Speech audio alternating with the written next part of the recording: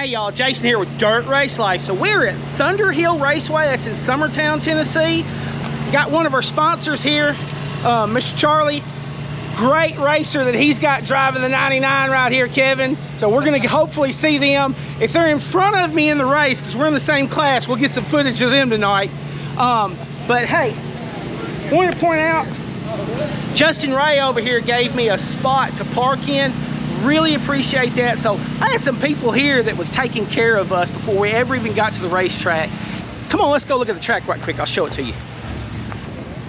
Then they hey went, guys. Then in '85 it went to all right, so I've ran this track one time before. This thing is bad fast, so not sure how much banking is on it.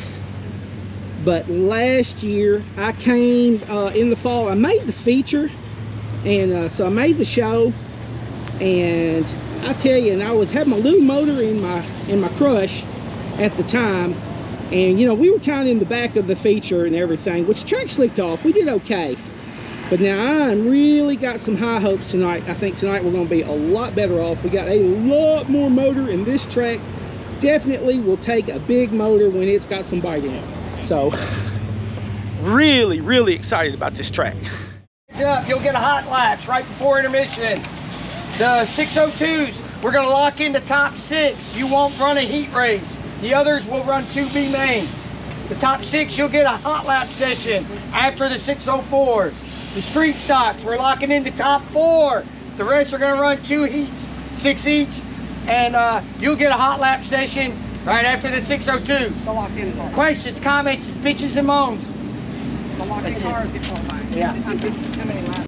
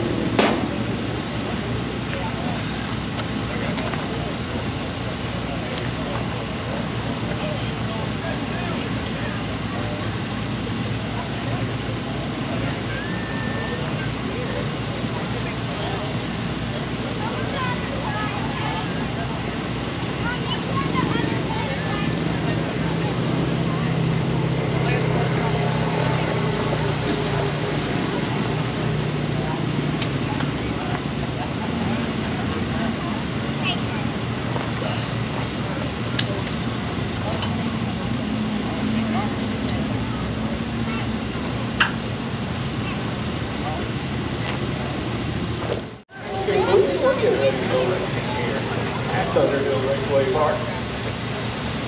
Don't forget about our concession stand. We got those great racetrack hamburgers, cheeseburgers, hot dogs, grills, bologna sandwiches, all that at that concession stand. Check them out. They got some good food, food you up with some good hot meat. That's the money.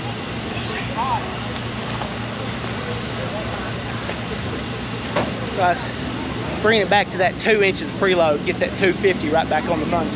I had her loaded up to 2 1/4 inches instead.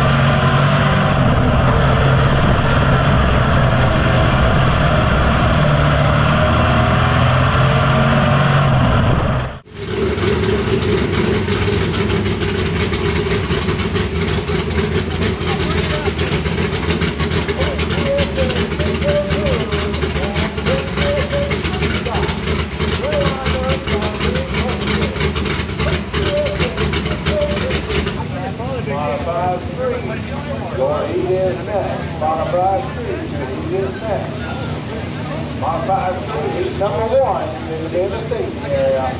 Modified street, he's number 1 in the end of seat area.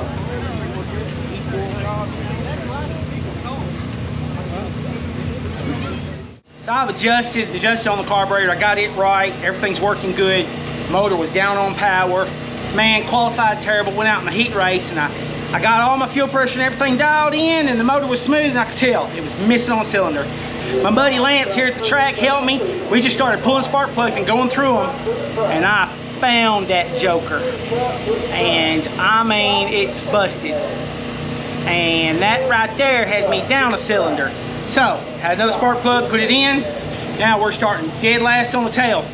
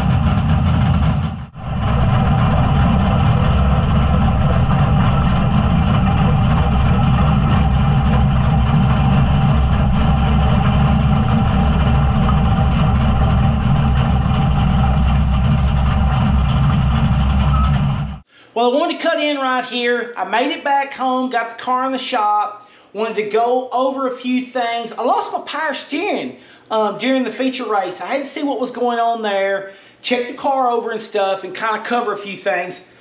You see different valve covers again, right? Finally just gave up. Those bow tie vortex. I had these center bolt solid aluminum covers on my other Vortec engine, pulled them off and put them on here because I swear I was just creeping oil no matter what. Those perimeter bolts that are on those bow tie Vortec heads that I bought, I mean, they look like they would work great, but boy, I'm telling you, I've run plenty of perimeter bolt heads, but they just weren't having it. Put these Vortex on and not a drop of oil anywhere. So I got to get another set of these to go on my other car. I had a set of 602 valve covers that would go on it, on the Camaro, because it's just got stamped rock arms and stuff that would fit on it. But I'm probably going to buy another set to go back on it because these things right here work great. And so oil leak fixed. Finally. Let's see. Got the fuel pressure dialed in so Mr. Brandon had told me, you know, I was going to need to look at a gauge on the dash and everything. So I hooked the fuel line up and just last night in the feature, well, I think it was in the heat, I put the fuel gauge, you know, out on the dash. I just ran a line and ran it out on the dash and dialed it in. And that way I was able to get it adjusted to get to like, I got it to like 8.5 pounds and got my flow level set and stuff. And when I got all of that done and got it dialed in, the motor was running smooth then and everything. I was back where I started and everything was running smooth, but I was really down on power and I realized that I was down a cylinder. And so anyway, so I took and my sponsors that were there, Lance that was with them, thank you Lance, he went and helped me and we sat here and we just started pulling spark plugs. Of course all the spark plugs looked great. You know, we were going through them one by one, and of course naturally it started on the wrong side, went through all of those, but I got over here on this driver's side and my number 7 spark plug back here, you know, it was broke. And the only thing I can figure is in the process of me wrenching like from underneath, because the spark plugs are brand new, you know, and I try to be super careful with them and stuff. But I think in the process of maybe wrenching and tightening up my header bolts or something, I had gotten against that spark plug boot without realizing it, and I busted that plug. And, you know, and just was the whole time was doing that. So I really thought at that point, like, there's where my power being down was at. Went out for the feature, and it was smooth. I mean, the motor was running fairly decently, but it was acting like the accelerator pump wasn't working. It was like it was slow to pick up the throttle and just wasn't going anywhere. It was like a grocery getter. I mean, it was just, it was terrible. I mean, I thought my grandmother was taking me to school in the morning. It was so bad. And of course, so I was just riding in the back. Setup was just fantastic. Won't talk about that. But anyway, I come back in and I'm like, okay, I know my fuel's right. And, you know, I got the spark, I know all my plugs are firing and everything, and it's smooth, but it's just not going anywhere. It's just not making any power. I grabbed the distributor and it would turn. And I was like, dadgum joker. And so it doesn't really, you know, it's like the 6AL box, the way it cranks so easy and everything that I didn't notice it. You know, it's like the motor never has like bark back on me or anything, you know, when I'm cranking it up. I only had like 32 degrees of time in it to start out with is all the time I put in it. And so I didn't notice it, and the time had come out of it. And so, you know, it was down, like, I don't know what it was at. It was probably at 10 degrees because I turned it with my hand, you know, when I grabbed it and I realized and I saw that it would actually turn. And so, you know, it was probably down at 10 or 20 degrees or something because it would crank right up and it would run. You could hit the gas, it would rev up or whatever, and it was just slow to accelerate, just, you know, like you weren't going anywhere. So all the time was took out of the car. So this morning I got in here, put a timing light in it. I went ahead and set it up to about 35 degrees. Of course, you know, I haven't been on dyno and I don't know exactly where the time's going to be best, but I had started with 32 just as a starting point with it. And I'm thinking it's going to be somewhere between 32 and 35. So I went ahead and set it to 35. I don't think I would go any further than that. And so I think I'm great, but like with 3 laps left to go in the feature last night, it was 25 lap feature, power steering just quit, just all at once. You know, ran off the track when that happened, wasn't ready for that.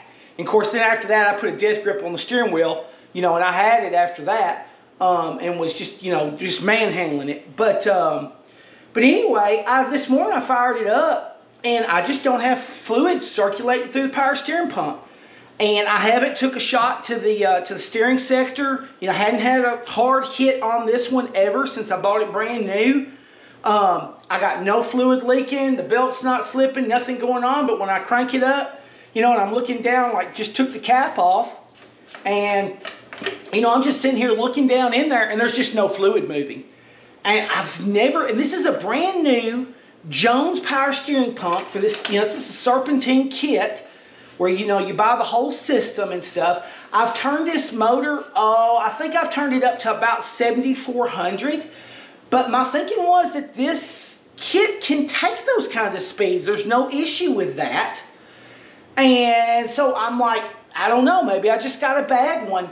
But there's no fluid moving through it. And so, like, it is definitely not pumping. You know, so I got to get that off here and get a pump order. And I'm going to order the same pump again. Because, you know, I mean, I got the entire system, it fits together, and of course I can order just the pump and take that tank off and put on the next one. I don't think it should be overheating or anything. The track was rough. I was definitely working it. I was running a top line, trying to like run that biggest, widest line on the track because I just didn't have anything, you know, the torque on the motor. There was just no torque there. And of course that makes sense because, you know, the advance, there was no advance in the ignition. But yeah, so I was having to run up top where I kind of keep the motor up and turning. But, you know, I was just, you know, hammering against a cushion up there on one end of the track. And so I was working it pretty hard. But other than that, I don't know. I guess I just, you know, like I said, I guess I just got a bad one because I probably don't have over 150, 200 laps on this thing. On setup wise, I'm loving the setup. I'm running the 250, 230 right rear spring from BSB. The left rear is the 125. I've got the chain set at about 2.5 inches. Car really doesn't climb a whole lot, so about 2.5 inches of rise and I hit my preload chain. I've got 2 inches preloaded in on the 125-pound spring, and then on the front I've got the 850 on the right front and 750 on the left front, and that track is really steep and it was rough. And I had put the spring rubber back in the right front, and it's a Longacre medium is the one. It's like 1.25 inches thick, medium durometer Longacre spring rubber. So I put that in the right front. And last night I put a spring rubber into, it was just like a Mr. Gasket spring rubber, which punches about, I think that thing punches about 55 when I punched it with a durometer. And it's a 1 inch, is it one? Yes, it's a 1 inch thick spring rubber. And I put that spring rubber in my right rear because I looked and saw I was really cramming down into that right rear spring. And I think that helped, but I was still cramming all down in it. But car would just go anywhere. Setup's fantastic. I just didn't have engine to pull forward. I was just riding in the back of the feature the whole time, as you saw, and I just wasn't going anywhere. And I mean, it would just take everything I had. I was like, oh man, I needed some more throttle, I needed some more power, I needed some more power. I didn't have it and stuff.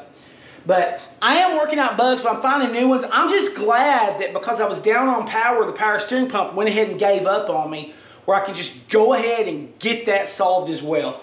You know, just constantly, I'm paying my dues right now. You know, many years ago when I came back into racing and built a Camaro, I went through this phase where that like, I was, you know, I don't know if I was cutting corners. And on this car, I've been really busy. Daytime job has really been kicking my tail this year. And, you know, I'm thinking in my mind, it's like, Jason, are you cutting corners and now you're paying for it? That could be going on. I mean, you can do it without realizing it. And you know, part of this is you got to be really honest with yourself. And so I've rushed some stuff. I've made assumptions. You know, I made assumptions on the carburetor. I was really struggling with it. And made some assumptions, you know, on the front end that I had carburetor problems, and I didn't. I had fuel delivery problems I had to get solved. Got those solved. I think everything's straight there. You know, so it's like, I think that could be going on here, but like the power steering pump giving up, okay, no, that ain't me. That's just, I don't know, bad luck, I guess. Regardless, I know I'm on the setup. I put some more camber in the right front. I brought that thing up to about 7 degrees on the camber on this right front because I see that the car is really getting over on the right front. And I was watching, I saw some pictures of the car on the track, and I could tell that I was standing the car up enough, you know, from right in the middle of the turn coming off, like the car was stood up enough that I didn't have enough camber in that wheel. That wheel looked like that it was, you know, that I was taking all the camber out of it by the car rolling up. And so I went up to about 7 degrees of camber on that right front. That's about all I can get. Any more than that, I'm going to start getting into the body of my shock. And I've got to put a chain on this left front. I have not done that yet. But other than that, you know, we're close. We're close. We're getting ready to Street Stock Nationals, and we're close. Okay, back to the regular show. I'm not disappointed. We wanted it back all night because we were down on power, but I finally figured out my distributor had spun back to just not have any time in it. You know, it's probably sitting on 15 or 20 degrees or something. It doesn't have any time in it. And so it just took all the power out of the engine. Okay, that's fine. It's not hurting the engine. And when I went through all the plugs looking for the broke plug earlier tonight, and I was looking at the plugs looked great on it. So I know my engine's okay. So, learning. But the setup is fantastic. And I dodged every wreck tonight. There were a lot of wrecks. And I'm loving the setup. I just would like to have a lot more power to go with it. And it's there. Just got to get dialed in. Anyway, it is what it is, folks. Y'all know I don't cut nothing. You see the truth as it is. I'm making mistakes, and it's showing up with me the way I finish on the track because, you know, I got stuff that I hadn't caught that I should have caught. So that's Dirt Race Life. Appreciate you tuning in. See you next time.